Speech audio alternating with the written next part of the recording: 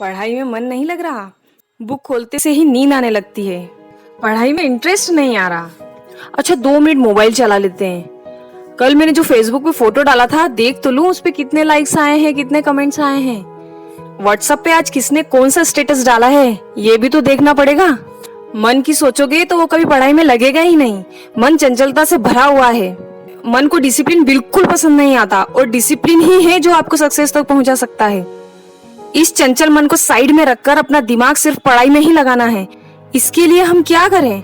मन को बाहर निकालकर अलग तो नहीं रख सकते, लेकिन बुद्धि द्वारा इसे कंट्रोल जरूर कर सकते हैं। कैसे? जब भी आप पढ़ाई करने बैठो सबसे फर्स्ट थॉट आपको यह आना चाहिए कि आप पढ़ क्यों रहे हो। सिर्फ एग्जाम में पास होना इसलिए? सब पढ़ रहे हैं इसलिए मैं भी पढ़ रहा हूँ। पढ़ना तो एक मजबूरी है या फिर इसलिए पढ़ रहे हो? अगर ये रीजन है तो आप कभी भी नहीं पढ़ पाओगे। दोस्तों, एक लक्ष्य को लेकर चलना पड़ेगा, ऐसा लक्ष्य जो आपको पढ़ने के लिए प्रेरित करे।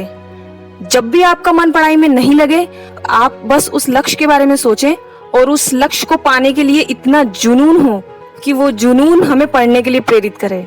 आपके माता पिता कितनी मेहनत कर कड़ी मेहनत करके आपको पढ़ा रहे हैं, इसलिए कि आपका भविष्य उज्जवल हो। उनकी मेहनत की कमाई आप पर खर्च करते हैं। आपकी school fees, bag, books, copies और न जाने कितने प्रकार के खर्च होते हैं जो वो आप पर करते हैं ताकि आप अच्छी एजुकेशन प्राप्त कर सकें। वे दिन रात मेहनत करते हैं। आपकी माँ खाना बनाते वक्त उनका हाथ चाहे कट भी जाए या जल भी जाए, फिर भी वो उस कटे हुए हाथ से या जले हुए हाथ से खाना बनाती है। किसके लिए? आपके लिए, ताकि आप समय से खाना खा सको और अच्छे से पढ़ाई कर सको। और आप क्या करते हैं? समय को बर्बाद करते हैं। दोस्तों, अगर मोबाइल नहीं छोड़ा ना तो ये मोबाइल आपकी जिंदगी बर्बाद कर देगा। एक दिन में सिर्फ 15 मिनट बहुत है उसके लिए, ताकि आपका माइंड भी रिफ्रेश हो सके। दोस्तों, जब भी आपको ख्याल आए कि पढ़ाई करने में मेरा मन नहीं लग रहा, आपको यही सोचना है कि पढ़ाई करके आप अपने माता पिता के जीवन भर के संघर्ष, उनकी मेहनत को थोड़ा ही सही पर रिटर्न कर पा रहे हैं। अरे अपने पेरेंट्स के लिए तो हम कुछ भी कर सकते हैं, है कि नहीं? अरे पहाड़ तक तोड़ सकते हैं, तो ये पढ़ाई क्या चीज है? दोस्तों, डिस्ट्रैक्शन या अवरोध तभी जाता है जब आप किसी एक थॉट पर या एक विचार पर फोकस करते हैं।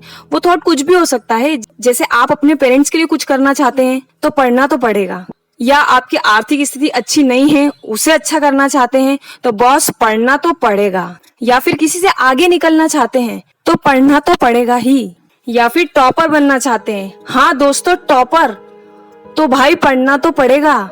चलिए अब इसके सेकंड पॉइंट पर आते हैं। मन नहीं लगने का एक कारण और भी हो सकता है कि मैं पढ़ता तो हूँ लेकिन मुझे कुछ समझ नहीं आता, इसलिए मेरा मन नहीं लगता। अगर यह बात है तो दोस्तों इसको सुलझाने का भी बहुत अच्छा और बहुत आसान तरीका है। कोई कोचिंग की जरूरत नहीं है, कोई ट्यूशन की जरूरत नहीं है, ना ही किसी से पढ़ने की जरूरत है। अगर आपको कोई टॉपिक समझ में नहीं आ रहा है तो उसे आप बार बार पढ़ो, 1 बार, 2 बार, 3 बार, 4 बार पढ़ो। रटना नहीं है, पढ़ना है।